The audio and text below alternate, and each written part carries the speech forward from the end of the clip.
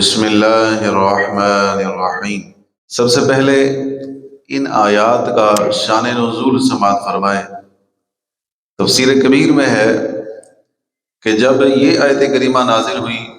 من ذا الذی یقرض اللہ قرضا حسنا، کون ہے جو اپنے رب کو اچھا قرض دے، تو یہودیوں نے کہا کہ اللہ ہم سے قرض مانگ رہا ہے تو ہم غنی ہوئے اور اللہ فقیر ہے، معاذ اللہ۔ تو یہ آیت مبارکہ نازل ہوئی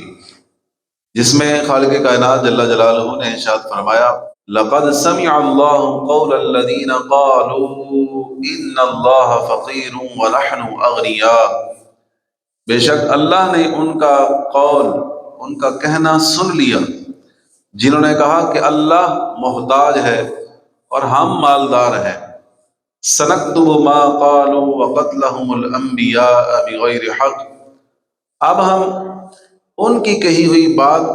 اور ان کا انبیاء کو ناحق شہید کرنا لکھ رکھیں گے۔ وَنَقُولُ ذُوقُوا عَذَابَ الْحَرِيقِ، اور کہیں گے جلا دینے والے عذاب کا مزہ چکھو۔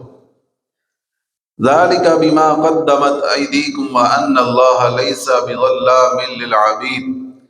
یہ ان اعمال کا بدلہ ہے جو تمہارے ہاتھوں نے آگے بھیجے،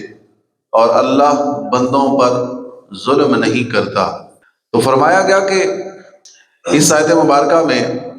کہ اللہ تعالیٰ ان کی گستاخیوں والی باتوں کو سن رہا ہے جنہوں نے کہا کہ اللہ محتاج ہے اور ہم مالدار ہیں۔ فرمایا اب ان کے اعمال، یہ جو ان کے اعمال نامے ہیں، ان میں ان کی کہی ہوئی باتیں ہم نے لکھ رکھی ہیں، ان کے دوسرے کفریات بھی اس میں لکھ رکھے ہیں، اور ان کا انبیاء اکرام علیہ السلام کو شہید کرنا، یہ بڑے بڑے جرم بھی ان کے ہم نے لکھ رکھے ہیں، اور پھر جب قیامت کا دن ہوگا اس دن ہم ان کو ان کی کہی ہوئی باتوں کا اور ان کے کفریات کا بدلہ دیں گے، اور ان کو جلا دینے والا عذاب دیا جائے گا۔